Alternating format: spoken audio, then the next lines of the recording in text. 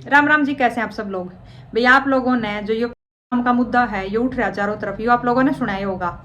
तो मैं इस बारे में मेरी मतलब पर्सनली क्या सोच है मैं वो बता देती हूँ आपको लोगों को। मैंने उसमें सुना है जो पेलूराम की प्रॉपर्टी है वो उसके भाई को हैंड ओवर कर दी थी जब उनकी डेथ हुई थी। उस टाइम पे मतलब उनके परिवार में जो उनके साथ हादसा हुआ था उस टाइम पे उनके भाई को हैंड ओवर कर दी थी। उनकी जो भी बैंक बैलेंस था या फिर प्रॉपर्टी थी वगैरह वगैरह जो कुछ भी था।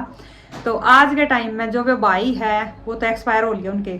जो उनके भाई के लड़के हैं वे जगह जगह पे ये है गुहार लगा रहे हैं कि भाई हमने इसका खतरा है, हमने पुलिस प्रोटेक्शन चाहिए।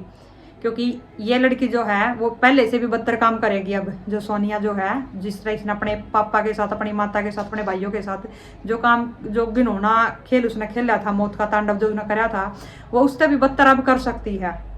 तो हमने डर है इस चीज़ का कहीं हमारी फैमिली के साथ या कुछ ऊंच नीच ना कर दे वह। तो मतलब मेरी पर्सनल यह राय है कि भाई प्रॉपर्टी लेने से पहले उनको डर नहीं लगा। प्रॉपर्टी जब उन्होंने सारा सब कुछ उसका कब्जा करा लिया, क्योंकि उनकी मेहनत की कमाई तो थी नहीं वह। भले ही सोनिया ने और उसके पति ने संजीव ने यो काम कराया था प्रॉपर्टी के लिए, वे जेल में चले गए थे। अब उनकी डिमांड यह है कि अगर मेरे ते नहीं दे सकते तो मेरे लड़के के तो नाम करवा सकते हो। भाई वो तो वही बात होगी जिस काम के लिए उसने वे सारे के सारे मौत के घाट उतारे थे अपने परिवार वाले प्रॉपर्टी के लिए। भाई माँ को नहीं तो बेटे को मिल गई, लेकिन मिल तो गई ना उसने।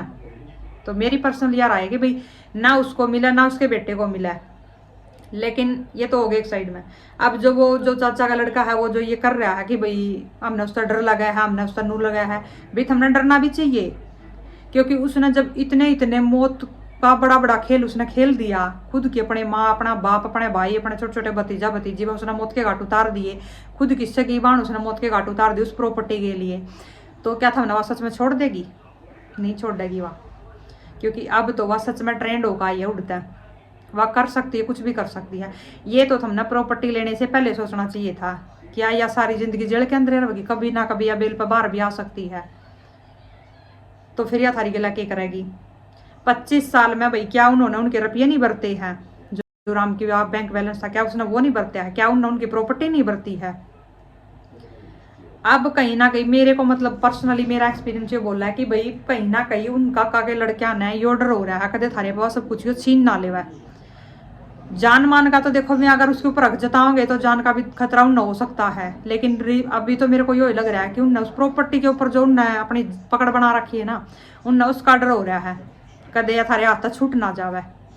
अभी भाई गवर्नमेंट जो फैसला लेगी वो तो वो लेगी, लेकिन मेरी पर्सनल राय यह है कि उस प्रॉपर्टी को अगर वे अपनी जिंदगी बचाना चाहे हैं, इस पंगे में नहीं पड़ना चाहते, तो वे खुद के खुद उसने छोड़ सकें कि भैया हम नहीं लेना चाहते, इसने बिल्कुल भी हमने छोड़ दी।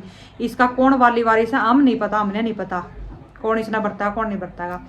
भाई गवर्नमेंट ने भी एक कदम उठाना चाहिए कि ना तो वह सोनिया ना मिले, ना वह सोनिया के बालक न मिले, ना वह उन काका के लड़कियां न मिले। उसने सीधम सीधा वह गरीबा में बांट देनी चाहिए,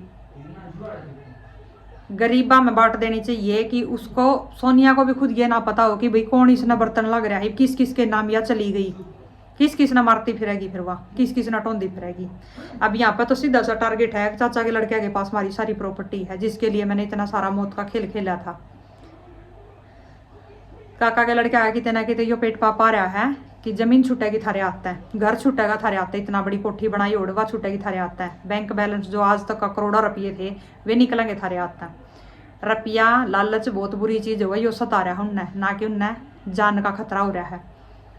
ये तो उनने जमीन जायदाद लेने तो पहला सोचनी चाहिए थी कि हमने जान का खतरा है अगर इसके ऊपर हम अपना कब्जा लोगे तो, क्योंकि यह सारी जिंदगी जेल के अंदर नहीं रहेगी, कदे ना कदे बाहर आवेगी।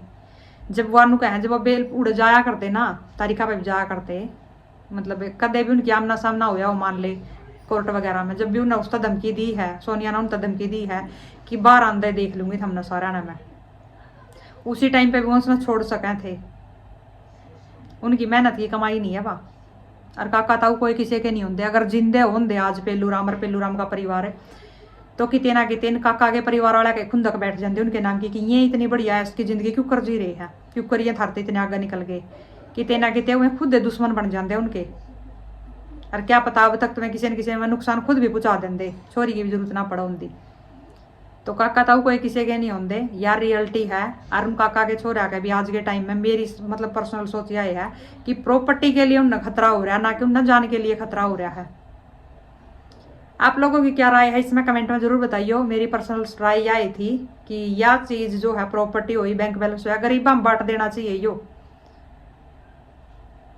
ना सोनिया ने मिला है, ना सोनिया के बालक ने मिला है, ना उनका के तवा के लड़किया ने मिला। वह चीज जिसने कमाई थी जब वो इस दुनिया में नहीं रहा, वो अपनी बेटी ने खुद ही नहीं देना चाहा था।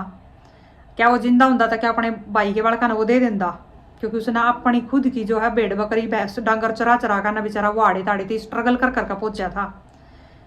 बटने के लिए थोड़ी बनाई थी उसने इतनी प्रॉपर्टी, उन्हें अपने खुद के बड़का के लिए, अपने खुद के पोता पोतिया के लिए जोड़ी थी।